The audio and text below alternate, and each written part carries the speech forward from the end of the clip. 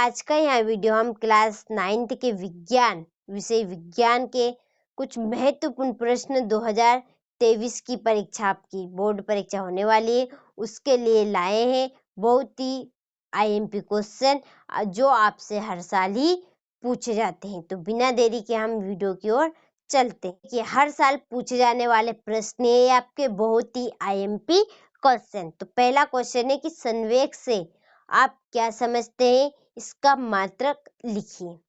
संवेग की परिभाषा बतानी है आपको और उसका मात्रक भी साथ ही साथ बताना है।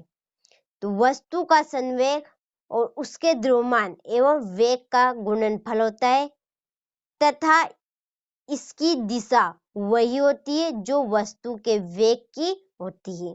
क्या है क्वेश्चन हमारा कि वस्तु का संवेग उसके द्रव्यमान एवं वेग का गुणनफल होता है, इसकी दिशा वही होती है जो वस्तु के वेग की दिशा होगी, वही आपका संवेग कहलाता है। इसका मात्रक किलोग्राम मीटर सेकेंड इनवर्स। क्या है?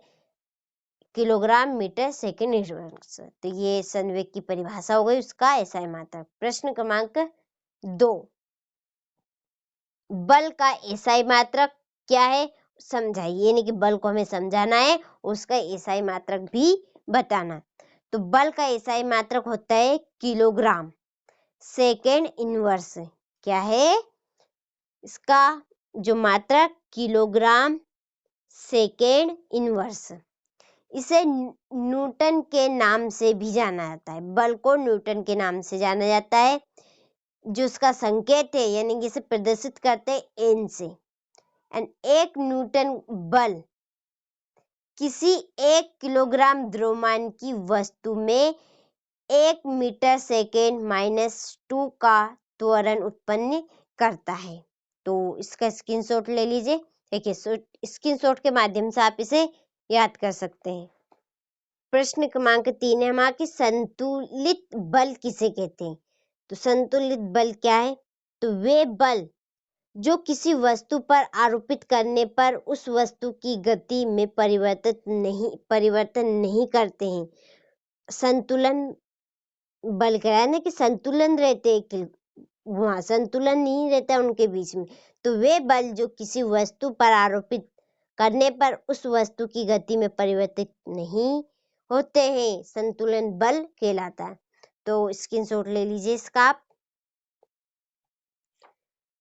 जड़त्व से आप क्या समझते हैं? ये क्वेश्चन है, बहुत ही मोस्ट IMP क्वेश्चन है आपका कि जड़त्व क्या है। वस्तुओं का वह गुण क्या है? वस्तुओं का वह गुण जिसके द्वारा वह अपनी गति या विराम अवस्था में परिवर्तन का विरोध करती है, जड़त्व कहलाता है। तो वस्तुओं का वह गुण जिसके कारण क्या है? उसकी गति, उसके बाद विराम अवस्था में परिवर्तन का विरोध करती है, वह आपका जड़त्व कहलाता है। बहुत ही सिंपल परिभाषा है इसकी, आप इसे याद कर लेना। अगला क्वेश्चन है हमारा कि जब कोई गतिशील बस अचानक रुकती है, कोई सी भी बस है जो गतिशील है वह अचानक रुकती है तो आगे की ओर झुक जाती है, और जब विराम अवस्था में गतिशील होती है तो वह पीछे की ओर झुक जाते। ऐसा क्यों होता है? तो ये हम इस उत्तर के जरिए समझेंगे। तो किसी गतिशील बस में बैठा हुआ यात्री भी समान गति से बस की दिशा में ही गति करेगा। तो जिस प्रकार जो गतिशील बस में जो बैठा हुआ यात्री भी वहाँ समान गति में रहेगा और वह बस की दिशा में ही गति करेगा। जिस प्रकार बस गति करेगी उसी प्रकार जिसमें बैठा है व्यक्ति वहाँ भी उसी प्रकार से गति करेगा उसमें। तो बस के अचानक रुकने पर यात्री का निचला जो हिस्सा है वह जड़त्व के कारण विराम अवस्था में आ जाता है, और जबकि जो ऊपरी हिस्सा है वह गति में रहता है, तो परिणाम स्वरूप वह आगे की ओर झुक जाता है। ऐसे ही जब विराम अवस्था से बस गतिशील होती है तो हम जड़त्व के कारण पीछे की ओर झुक जाते हैं। तो ये बहुत ही सिंपल है, आप समझने का प्रयास करेगा कि किसी गतिशील वस्तु में बैठा यात्री भी समान गति में रहेगा। जो बस की दिशा होगी वही उसकी दिशा होगी। बस के अचानक रुकने से यात्री का जो निचला हिस्सा है वह जड़त्व के कारण विरामावस्था में रहेगा, जो ऊपरी हिस्सा है वह गति में रहता है, यानी गतिशील होता है। तो परिणाम स्वरूप वह आगे की ओर झुक जाता है। और ऐसी ही कंडीशन विरामावस्था में रहेगी। जब विरामावस्था में से बस गतिशील होती है तो हम जड़त्व के कारण पीछे की ओर झुक जाते हैं। तो आप इसका अच्छे से स्क्रीनशॉट ले लीजिए और इसी के माध्यम से आप इसे याद भी कर लीजिए। बहुत ही सिंपल है आपका है, आप कर लीजिएगा इसे। प्रश्न क्रमांक 6, यदि क्रिया सदैव प्रतिक्रिया के बराबर है तो स्पष्ट कीजिए कि घोड़ा गाड़ी को कैसे खींच पाता है। तो जब गाड़ी को खींचने के लिए घोड़ा पृथ्वी की सतह को अपने पैरों से पीछे की तरफ धकेलता है, तो आपने घोड़े को ध्यान से देखिएगा, आप जो पैर है घोड़े के वह पीछे की ओर यानी कि बल देंगे, वे पीछे की ओर घसाएंगे तो धक्का देता है। तो न्यूटन की गति के तृतीयक नियम के अनुसार धरती की सतह भी घोड़े के पैरों पर उतना ही प्रतिक्रिया बल विपरीत दिशा में लगाती है, जिसके कारण गाड़ी आगे की ओर बढ़ती है। तो यदि जो घोड़ा है वह पृथ्वी पर बल देगा तो पृथ्वी भी घोड़े को वही गति यानी कि प्रतिक्रिया देगी। जो घोड़ा प्रतिक्रिया देगा वही प्रतिक्रिया पृथ्वी भी देगी। तो जब गाड़ी को खींचने के लिए घोड़ा पृथ्वी की सतह को अपने पैरों से पीछे की तरफ धकेलता है तो न्यूटन की गति के तृतीयक नियम के अनुसार धरती की सतह भी घोड़े के पैरों पर उतना ही प्रतिक्रिया बल विपरीत दिशा में लगाती है, जिसके कारण गाड़ी आगे की ओर बढ़ती है। तो इसका स्क्रीनशॉट ले लीजिए। देखिए अगला क्वेश्चन हमारा, जब किसी घड़ी से एक दरी को पीटा जाता है, जब किसी छड़ी से एक दरी को पीटा जाता है तो धूल के कण बाहर आ जाते हैं। स्पष्ट कीजिए यानी कि ऐसा क्यों होता है।